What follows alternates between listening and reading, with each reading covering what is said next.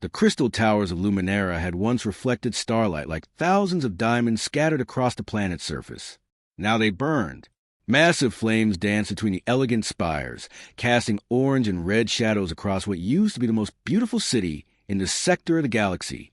Elder Vesh stood at the window of the council chamber, his thin fingers pressed against the cold glass, watching his world die piece by piece. Another explosion rocked the southern district. The shockwave rattled the windows, even from this distance. Vesh could see the Krell warship hovering above the residential zones like a massive predator, its weapons glowing with deadly energy, before releasing another devastating blast. Buildings that had stood for 3,000 years crumbled into dust in seconds. Each explosion meant thousands of lives lost, thousands of families erased from existence. The Zarathi had never built weapons. They had never trained soldiers. For as long as their recorded history went back, they had been a people of knowledge and beauty. Their universities were famous across a dozen star systems. Their art galleries drew visitors from hundreds of worlds. Zarathi philosophers had helped shape the moral foundation of the Galactic Council itself. They had believed that intelligence and reason would always triumph over violence and hatred. They had been wrong. Vesh felt ancient standing here. He was only 240 years old, young by Zarathi standards, but the past 3 weeks had aged him beyond measure. His blue-gray skin, usually smooth and healthy, now looked pale and drawn. His large eyes, designed to see in multiple spectrums, were bloodshot from lack of sleep and too many tears. Elder Vesh, a voice called from behind him. His aide, a young female named Tira, approached with a data tablet clutched in her trembling hands. The communication center requests permission to send the distress signal again. Vesh turned away from the burning skyline. Again? How many times have we sent it now? Tira's voice was barely a whisper. This would be the 48th transmission. Elder, we've been broadcasting on all Galactic Council emergency frequencies for 17 days straight. We've sent personal appeals to every member species. We've even tried reaching out to the neutral merchant guilds. And Vesh already knew the answer, but needed to hear it spoken aloud. Nothing. Complete silence. Not even an acknowledgement that our messages were received. Tira's hand shook harder. Elder, I think they're afraid. The Krell Empire has conquered 14 systems in the past 2 years. Everyone knows what they do to species who resist. Everyone knows what they do to those who help the ones who resist. Vesh walked slowly to his chair and sat down heavily. The council chamber, once filled with debate and laughter, now felt like a tomb. Most of the other council members were dead. Those who survived had evacuated to the underground shelters with the civilians. Not that those shelters would hold for much longer. Tell me honestly, Tira, Vesh said quietly, how many of our people are left? Tira checked her tablet, though Vesh suspected she already knew the numbers by heart. Last census showed 3,200,000, but that was 6 hours ago. The bombardment has intensified since then.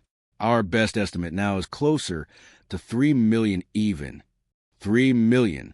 Last week, before the Krell broke through the orbital defenses, there had been 12 million Zarathi on Luminera.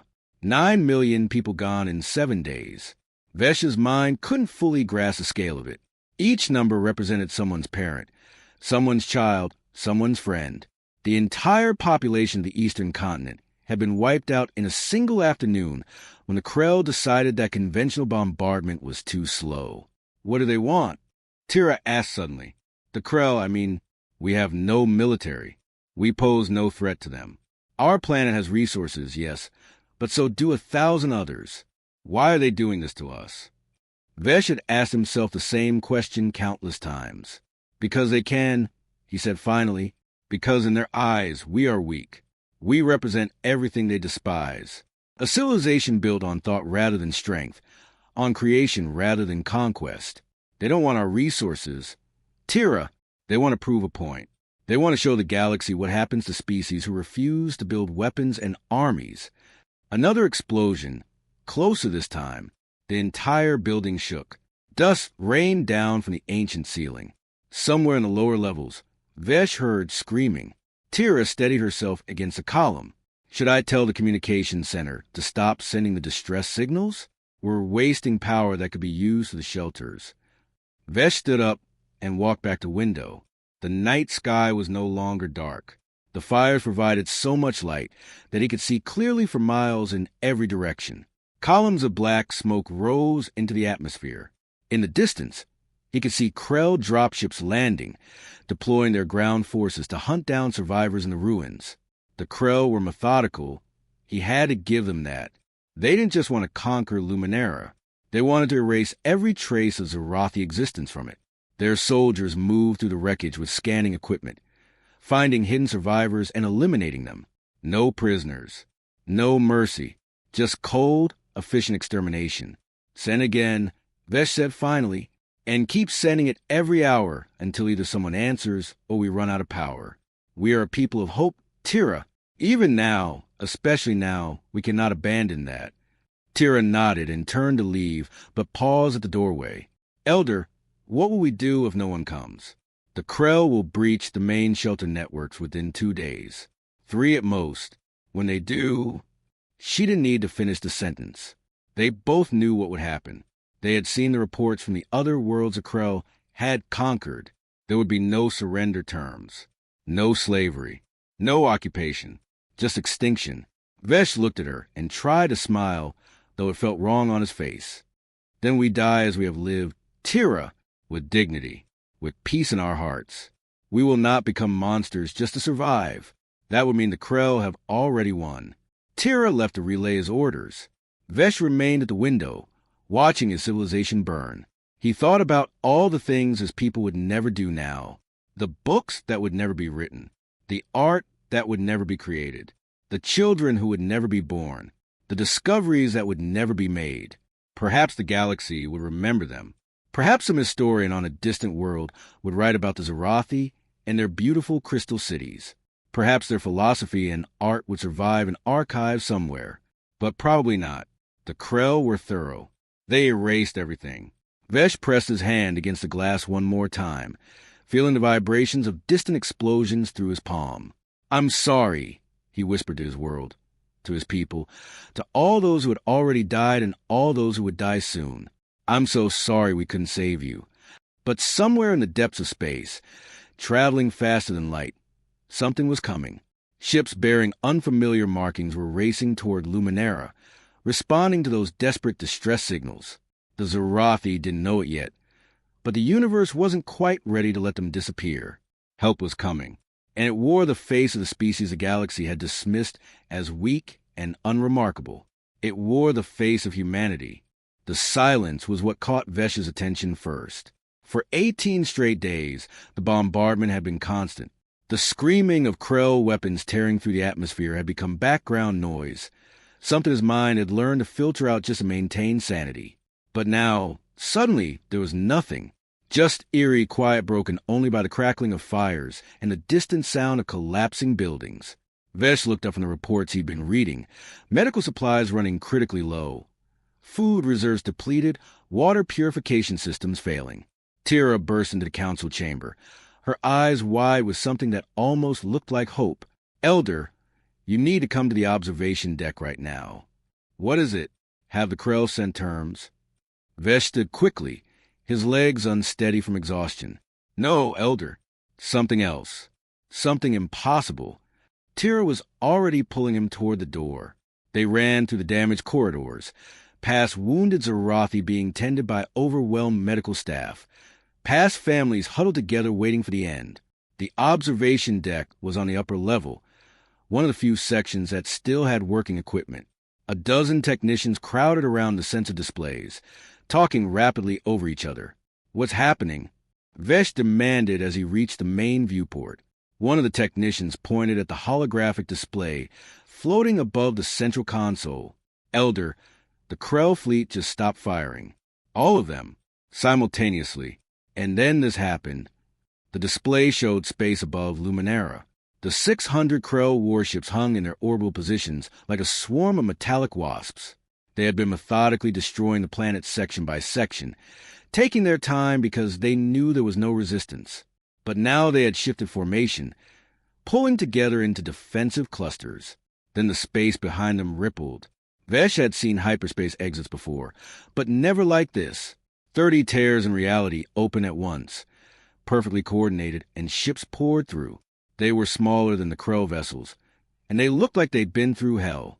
Scorch marks covered their hulls. Armor plating was mismatched, clearly repaired in a hurry, but they moved with purpose, with precision that spoke of experienced crews. "Can you identify them?" Vesh asked, leaning closer to the display. The technician's fingers danced across the controls, zooming in on the closest vessel. The hull markings became clear. Letters in a language Vesh recognized from the Galactic Council databases. "They're human ships, Elder." "Humans?" Tira gasped beside him. "What are humans doing here?" Vesh felt his heart skip. Humans were one of the newest species to be recognized by the Galactic Council, barely 30 years ago. They were considered primitive by galactic standards. Their ships were slow, their weapons outdated, their military tactics crude. Most council members viewed them as a curiosity, a species that had somehow stumbled into space travel despite being hopelessly outmatched by every other civilization. "This has to be a mistake," one of the technicians said. "They must have responded to our distress signal by accident. Once they see the Krell fleet, they'll jump away." But the human ships didn't jump away. They accelerated toward the Krell formation, engines burning bright against the darkness of space. The communication system crackled to life. A voice came through, speaking accented but clear galactic standard. "This is Captain Jessica Grant of the United Human Space Vessel Defiance to any Zarathi receiving this transmission. We picked up your distress calls. Apologies for the delay. We had to gather what forces we could. Please respond if anyone's alive down there." Vesh's hands trembled as he reached for the communication panel. His voice came out rough, strained from too many days of grief. "This is Elder Vesh of the Zarathi High Council. Captain Grant, you should not have come. The Krell have over 600 warships in orbit.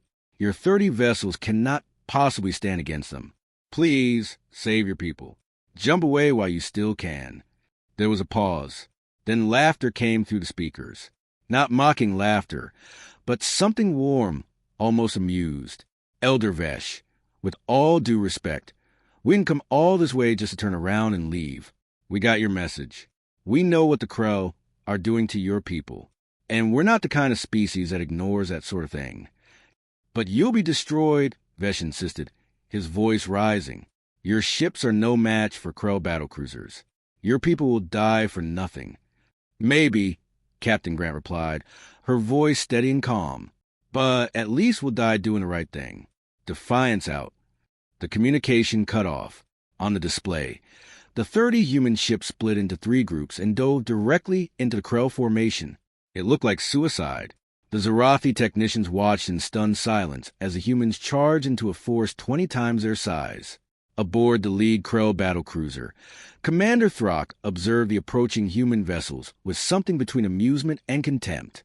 His species had conquered 14 star systems in 2 years. They had crushed armies that numbered in the millions. These pathetic humans thought 30 outdated ships would make a difference? "They must be insane," his tactical officer muttered. Throck's mandibles clicked in what passed for a smile among his kind. Insane or suicidal. Either way, they die. All weapon batteries. Target the human vessels. Show them what happens when primitive species interfere in Krell business. The Krell fleet opened fire. Hundreds of plasma cannons lit up space with deadly energy. The human ships scattered, moving with unexpected agility for vessels their size. Several were hit, their shields flaring bright under the assault. But they kept coming. Their shields are holding? The tactical officer sounded surprised. "Those shouldn't be that strong." "Irrelevant," Throck growled. "Intensify firepower. Destroy them all." But something strange was happening. The human ships weren't trying to fight the Krell fleet directly. Instead, they were weaving to the massive battlecruisers, firing at specific points on each vessel, weapon systems, sensor arrays, engine clusters. It was like watching insects sting a giant. Small attacks that individually meant nothing, but together were starting to cause problems. "They're targeting our coordination systems," the tactical officer reported. 3 ships have lost long-range sensors. 2 more have damaged communication relays. Throck slammed his fist on the command console. "They're nothing but annoying pests." Adjust formation, box them in, and crush them. The Krell ships began to move, their superior numbers allowing them to create a trap. But the humans seemed to anticipate this. One group of 10 ships suddenly reversed course, burning their engines so hard that several Krell vessels overshot their intercept trajectories. Another group launched what looked like debris, small pods that scattered across space. When the Krell ships passed through them, the pods exploded, not with enough force to destroy the battlecruisers, but enough to blind their sensors temporarily. On Luminara's observation deck, Vesh watched in amazement. What are they doing? That's not conventional space combat doctrine. Tira was studying the tactical display, her analytical mind processing the patterns. They're not trying to destroy the Krell fleet, Elder. They can't, not with only 30 ships. But they're disrupting it, making it harder for the Krell to coordinate, forcing them to focus on defense instead of bombardment. She was right. For the first time in 18 days, not a single Krell weapon was firing at the planet below. Every ship was engaged with the human attackers, trying to swat them down like annoying insects. But the humans refused to be swatted. They moved like nothing Vesh had ever seen, their ships dancing through space with reckless courage. One human vessel took a direct hit, its shields collapsing, hull breaching in multiple places. Vesh expected it to retreat or explode. Instead, it accelerated directly at the Krell battlecruiser that had damaged it, ramming into the larger ship's weapon array and detonating its remaining missiles at point-blank range. The explosion took out an entire section of the Krell vessel's armament. "They're sacrificing themselves," a technician whispered in horror. "No," Tira corrected, pointing at the display. "Look, escape pods." The crew got out before impact. The human ships were taking hits, getting damaged, losing shields and weapons. But they kept fighting. Every time a Krell commander thought he had one cornered, it would do something unexpected. Reverse thrust when it should accelerate. Shut down all systems and drift like debris before roaring back to life. One ship actually used a Krell vessel's own mass as a shield, staying in its sensor shadow while firing at other targets. Commander Throck was no longer amused.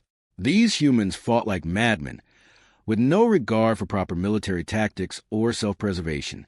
Worse, they were actually doing damage. Not enough to threaten his fleet, but enough to be a serious problem. And every moment his ship spent fighting these insects was a moment they weren't completing their mission of destroying the Zarathi. "Bring in the reserve squadrons," Throck ordered. "I want these humans obliterated. All of them. Show the galaxy what happens to those who interfere with the Krell Empire." While the battle raged in space above Luminara, something else was happening on the ground. The humans hadn't just sent warships. They'd sent soldiers. Real, actual ground troops willing to fight in the ruins of a dying world for people they'd never met before.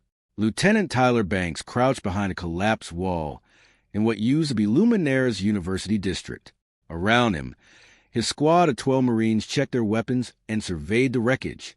The beautiful crystal buildings that the Zarathi had spent centuries constructing were now just piles of shattered glass and twisted metal. Fires burned everywhere, casting dancing shadows across the destruction.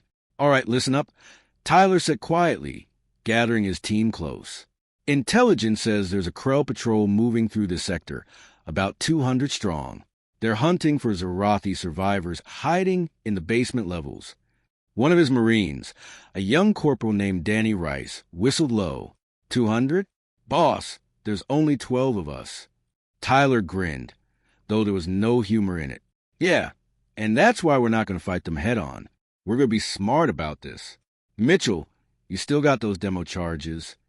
Private Owen Mitchell patted his pack.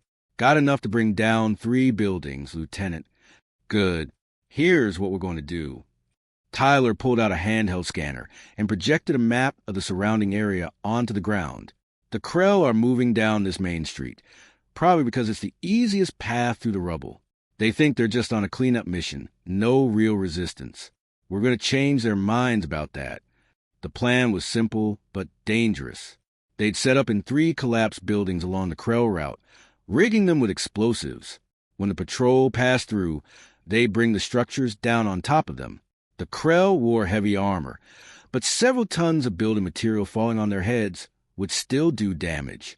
"What about escape routes?" asked Sergeant Lisa Park, Tyler's second in command. "Tunnels," Tyler replied. "The Zarathi built maintenance tunnels under most of their major buildings.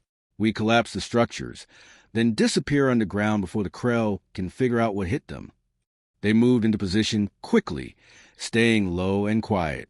The ruins provided plenty of cover, and the smoke from countless fires masked their heat signatures. Tyler watched through a scope as the Krell patrol appeared at the end of the street. They were massive creatures, nearly 8 feet tall, with thick armored shells and 4 arms that each carried a weapon.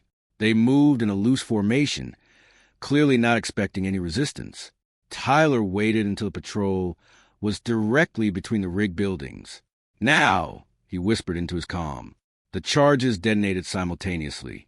3 buildings came crashing down in clouds of dust and debris. The sound was deafening. Krell soldiers disappeared under tons of rubble, their surprised shouts cut off abruptly. Tyler didn't wait to count casualties.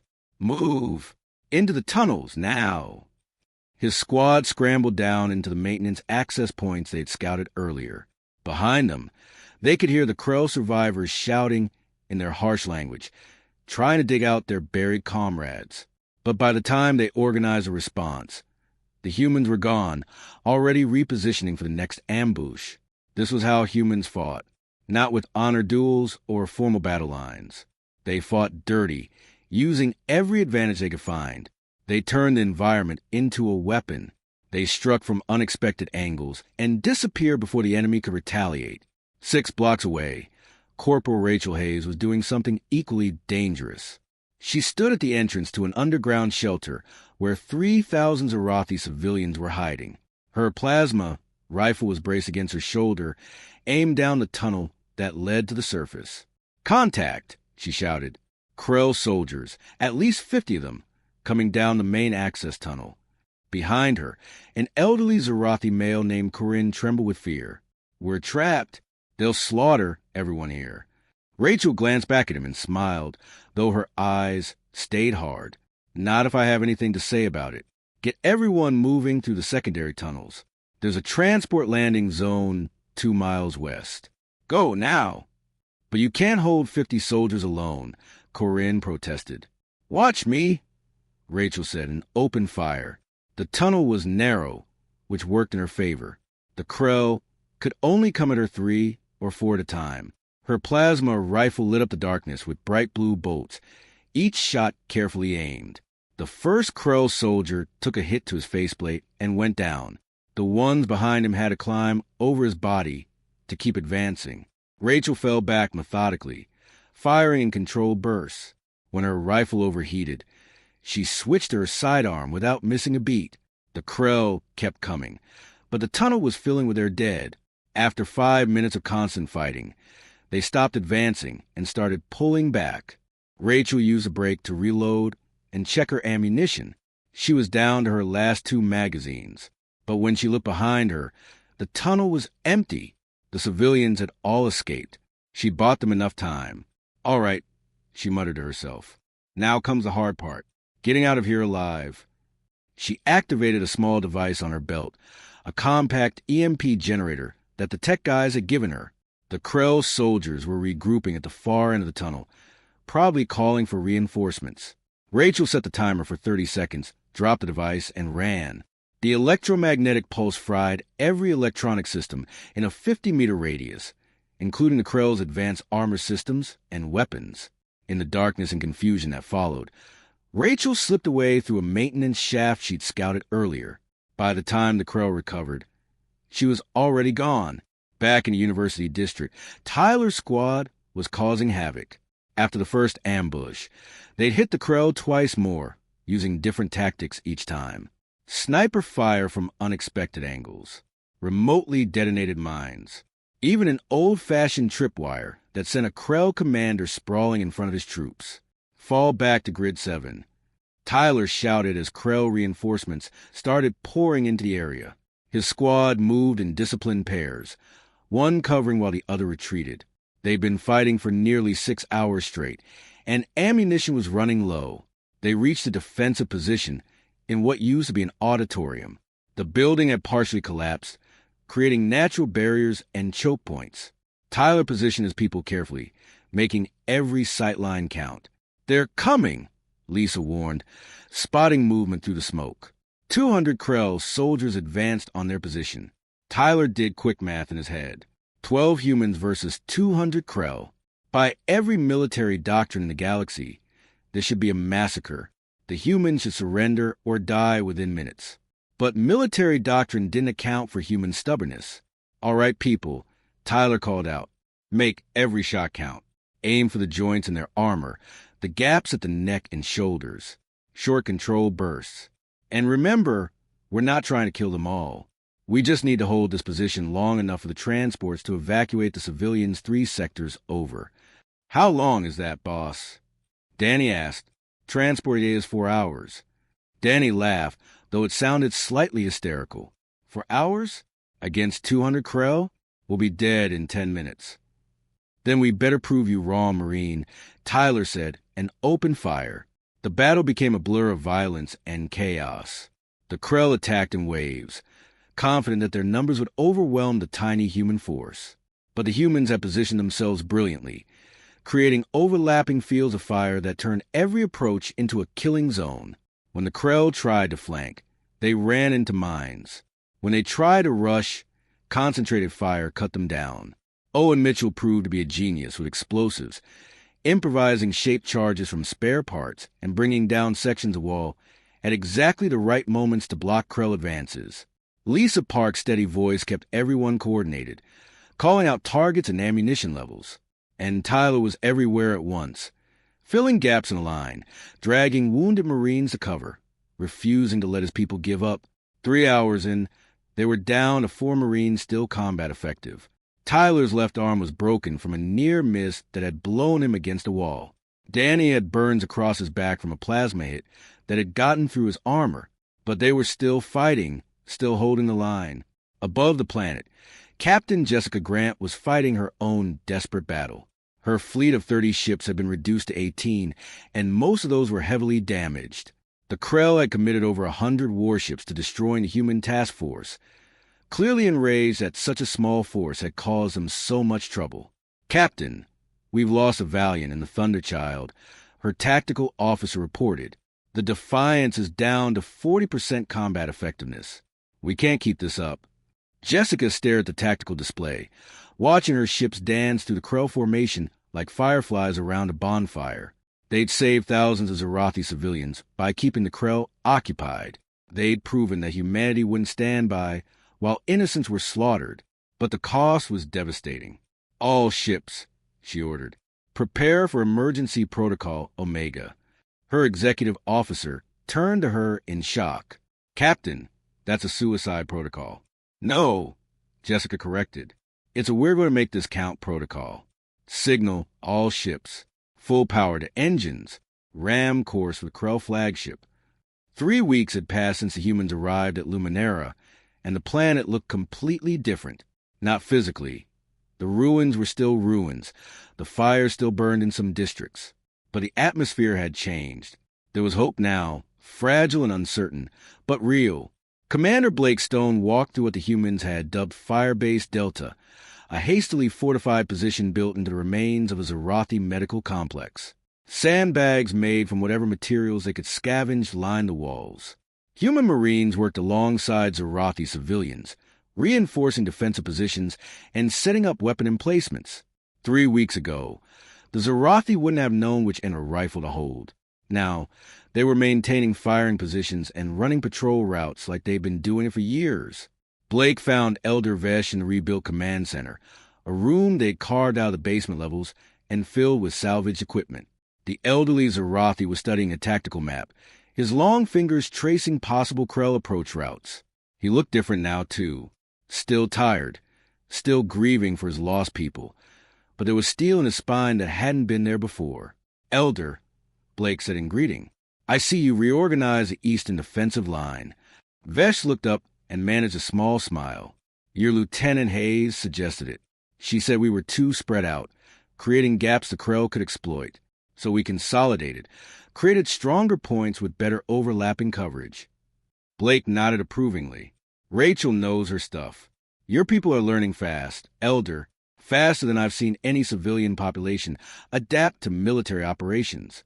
We're motivated, Vesh replied quietly. 3 weeks ago, we were waiting to die. You humans showed us there was another option. Not surrender, not extinction, but fighting back. You gave us something we thought we'd lost forever. You gave us a chance. The truth was, those first few days after the human arrival had been chaos. The space battle had been brutal.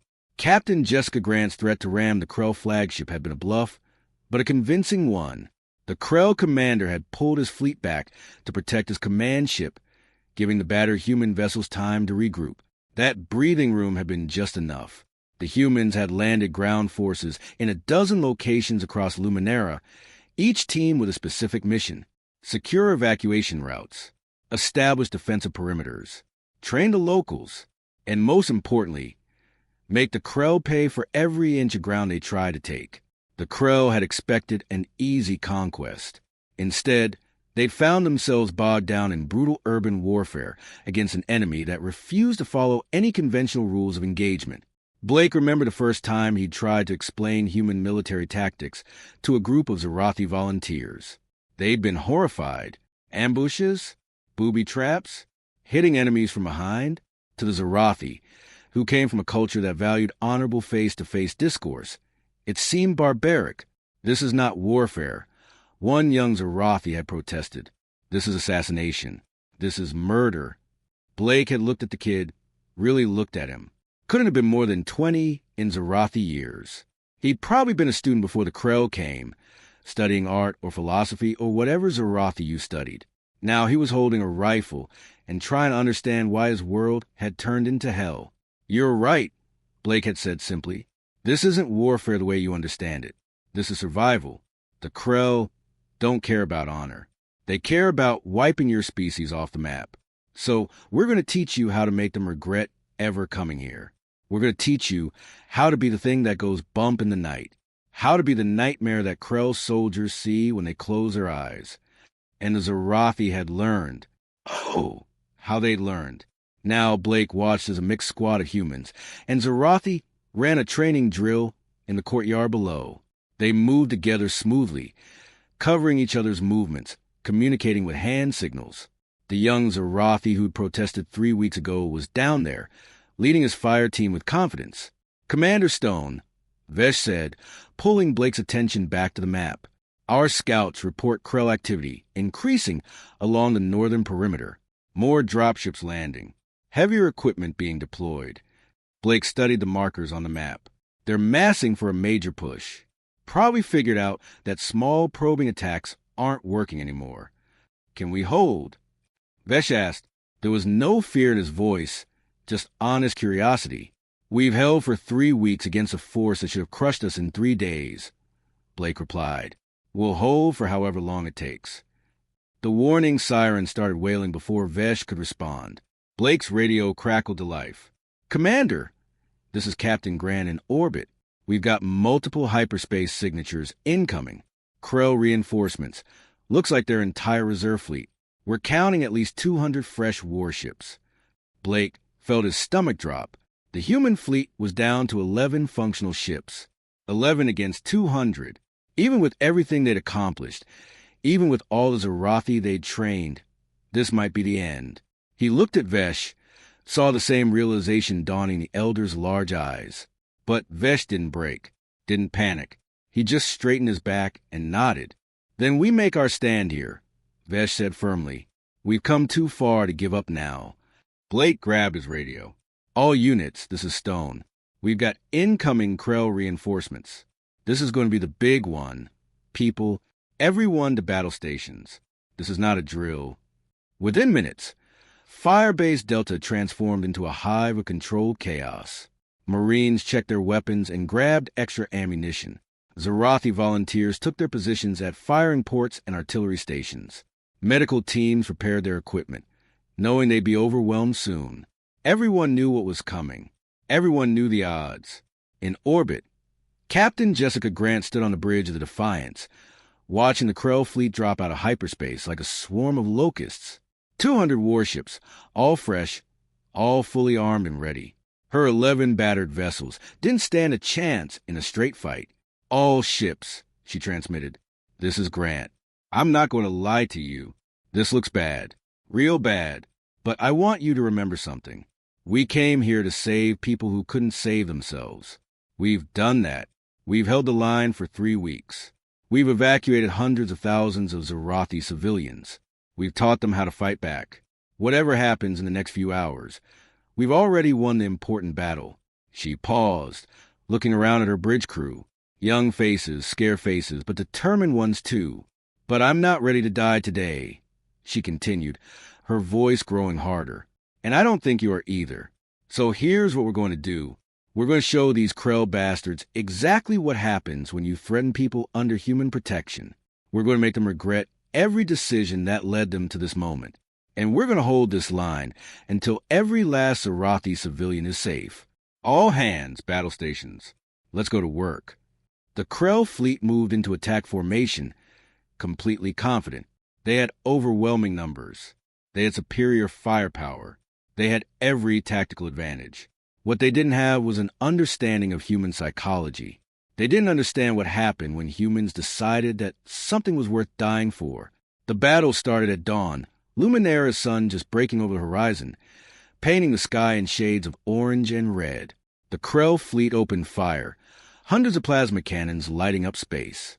The human ships scattered, refusing to present a unified target. And then something unexpected happened. The Krell sensor started picking up new contacts. Ships dropping out of hyperspace. But not Krell ships.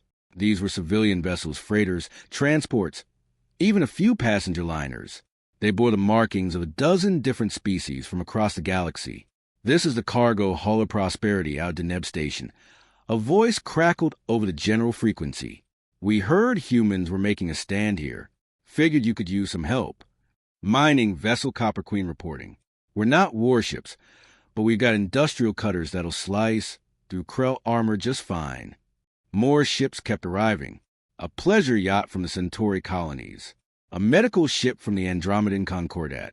A group of independent traders who'd banded together. None of them were military vessels. None of them had any business being in a war zone. But they'd all heard the same thing. Humans were fighting to save an innocent species from extinction, and they decided that was something worth supporting.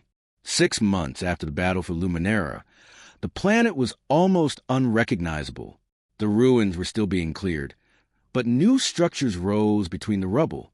Not the delicate crystal spires that had once defined the Zarathi capital. Those could never be replaced. Instead, practical buildings made from whatever materials could be salvaged or shipped in. Hospitals, schools, housing for the millions of displaced Zarathi who were slowly returning home. In the center of what used to be the main plaza, a monument had been erected. It wasn't fancy or elaborate. The Zarathi didn't have resources to waste on decoration, and the humans had insisted on keeping it simple anyway. But it was powerful in its simplicity. 2 figures stood carved from local stone, life-size and detailed. On the left, a human soldier in full combat gear, rifle held at rest, face turned toward the horizon with an expression of quiet determination. On the right, a Zarathi scholar in traditional robes, holding a book in one hand and reaching out with the other to clasp the soldier's shoulder. They stood together, equal partners, watching over the square. Today was the official dedication ceremony. Thousands of Zarathi had gathered in the plaza, along with the remaining human forces who were still stationed on Luminara. Elder Vesh stood on a temporary platform, looking out at the sea of faces. Some were Zarathi who'd survived the Krell invasion. Others were humans who'd fought to save them. Many bore scars from the battle, physical and otherwise. Vesh's voice trembled slightly as he began to speak. His words broadcast across the planet and transmitted to dozens of worlds across the galaxy. 6 months ago, we stood on the edge of extinction. The Krell Empire had decided that our people, our culture, our very existence was something to be erased. They had the weapons, they had the numbers, and they had the cold certainty that no one would come to help us. He paused, looking down at the human soldiers standing at attention in the front row. Captain Jessica Grant was there, her dress uniform covering burn scars from when the Defiance's bridge had been hit during the final battle. Commander Blake Stone stood beside her, his left arm still in a support brace from injuries that hadn't quite healed. Scattered among them were the faces Vesh had come to know well. Tyler Banks, the lieutenant who'd held an impossible position for 6 hours. Rachel Hayes, the corporal who'd saved 3,000 civilians single-handedly. Owen Mitchell, who became something of a legend among the Zarathi for his creative use of explosives. We sent 48 distress calls, Vesh continued, to the Galactic Council, to neighboring systems, to anyone who might listen. We begged for help. We offered everything we had in exchange for protection, and we received nothing but silence. The galaxy turned away from us because helping meant risking Krell retaliation. It was easier to let us die quietly than to stand up for what was right. The crowd was absolutely silent. Even the wind seemed to have stilled. But then, from across the stars, came a response. Not from a mighty empire or an advanced civilization. Not from a species known for their military prowess or their vast resources. The response came from humans. A species most of the galaxy considered weak and unremarkable. A species barely 30 years into galactic society.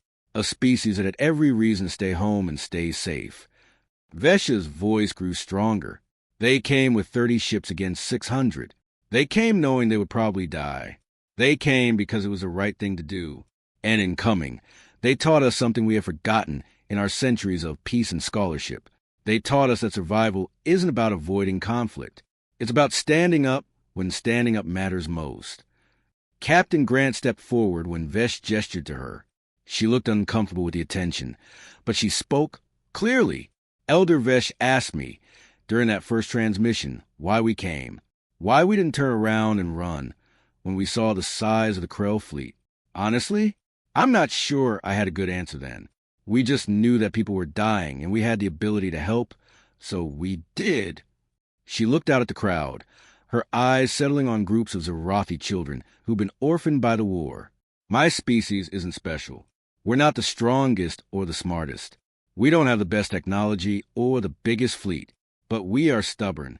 When we decide something matters, we don't quit. We don't calculate the odds and decide it's not worth trying. We just show up and do the work. Commander Blake stepped up beside her. Someone told me once that courage isn't about not being afraid. It's about being terrified and doing it anyway. Every human who fought here was scared. We knew the odds. We knew most of us probably wouldn't make it home. But we also knew that if we didn't stand up, who would? If we didn't fight for people who couldn't fight for themselves, what did that say about us? He gestured toward the monument. This statue isn't about glorifying war or celebrating violence. It's about partnership. It's about two different species, two different ways of seeing the universe, coming together when it mattered most. The Zarathi taught us about their culture, their history, their hope for the future. We taught them how to defend that future. Together, we survived something that should have destroyed us both. The ceremony continued with speeches from other officials, both human and Zarathi. But what people would remember most was what happened afterward, when the formal events ended and the crowd began to mingle. Lieutenant Tyler Banks found himself surrounded by young Zarathi who'd been part of the defense forces. They peppered him with questions about tactics and strategy, but also about Earth, about human culture, about what it was like growing up on a planet that had never been invaded. Do all humans learn to fight? One young female asked. Her name was Sarah, and Tyler remembered her from the final battle. She'd held a defensive position with nothing but a damaged rifle and sheer determination. No, Tyler answered honestly. Most humans never see combat. We have soldiers, sure, but the majority of our people are farmers, teachers, artists, engineers. Just regular people living regular lives. Then how did you know what to do? Another asked. How were you so ready to fight? Tyler thought about that. I think it's because we've had to fight for everything we've ever accomplished. Earth wasn't an easy planet to live on. We had to struggle against nature, against each other, against every obstacle the universe threw at us. That struggle taught us to be adaptable, to be creative, to never give up even when everything looks hopeless. Across the plaza, Corporal Rachel Hayes sat with a group of Zarathi mothers whose children she'd helped evacuate during the invasion. They didn't talk about the war. Instead, They shared pictures and stories, comparing notes on child rearing across two completely different species. One mother showed Rachel a drawing her daughter had made, a crude but heartfelt picture of a human soldier holding a Zarathi child hand. "She asks about you," the mother said softly. "She calls you a hero." Rachel felt her throat tighten. "I'm not a hero. I just did what anyone would do." The mother shook her head. "No, not anyone. The Galactic Council wouldn't do it. Our neighboring systems wouldn't do it. Only humans came. Only humans care enough to risk everything for strangers." In a rebuilt command center, now serving as a joint human-Zarathi military headquarters, Elder Vesh sat with Captain Grant reviewing reports. The Krell Empire had withdrawn from this entire sector after their defeat at Luminara. The losses they'd taken, both in ships and in prestige, had been catastrophic. For the first time in years, their expansion had stopped. The Galactic Council sent another message. Vesh said, pulling up the transmission, they want to formally apologize for their inaction. They're offering military support, trade agreements, reconstruction aid. Grant snorted. Where were they 6 months ago? Afraid, Vesh answered simply. And they had reason to be. The Krell were unstoppable. Everyone knew it, except apparently humans, who were either too brave or too foolish to accept the concept of unstoppable. Probably too foolish, Grant admitted with a slight smile. But it worked out. Vesh grew serious. The Council also sent a formal alliance request. They want humanity to join as a full member species, with voting rights and military partnership. They're even offering a seat on the High Council. What do you think we should do? I think, Vesh said carefully, that the galaxy just learned a very important lesson. Power isn't just about ships and weapons. It's about will. It's about standing up when everyone else sits down. Humans have that in abundance. The Council knows it now. Every species knows it now. He pulled up another screen, showing news reports from across the galaxy. Every major network was covering the story of Luminara. The species that had been dismissed as weak and primitive had accomplished what the entire Galactic Council couldn't or wouldn't do. There's something else, Vesh continued. We've been receiving applications. Dozens of species want to form alliances with humanity. Some are offering trade deals. Others want military partnerships. A few have even requested human advisors to help train their defense forces. Grant leaned back in her chair, looking overwhelmed. 6 months ago, nobody in the galaxy cared about humans. Now everyone wants to be our friend. That's how it works. Vesh said, respect isn't given freely. It's earned. Your species earn it the hard way. Outside, the dedication ceremony was winding down, but small groups still clustered around the monument, reading the inscription carved into its base. The words were simple, in both Zarathi script and human English. When hope died, humanity reminded us why we fight, not for glory or conquest, but for each other, not because it's easy, but because it's right. Here stands a proof that courage, compassion, and stubbornness can change a galaxy. As the sun set over Luminara, painting the sky in brilliant colors, Tyler and Rachel stood together near the monument, watching the mixed crowd of humans and Zarathi beginning to disperse. You ever think about what would have happened if we hadn't come? Tyler asked quietly. Rachel was silent for a moment. Yeah, 3 million Zarathi would be dead, an entire civilization erased, and the galaxy would have just moved on like it never happened. We came for complete strangers, Tyler said. Risked everything for people we'd never met. Rachel smiled, that same tired but genuine smile she'd worn throughout the campaign. And now they're friends. That's humanity for you. Too stubborn to abandon hope. Too foolish to calculate the odds. Too compassionate to walk away when people need help.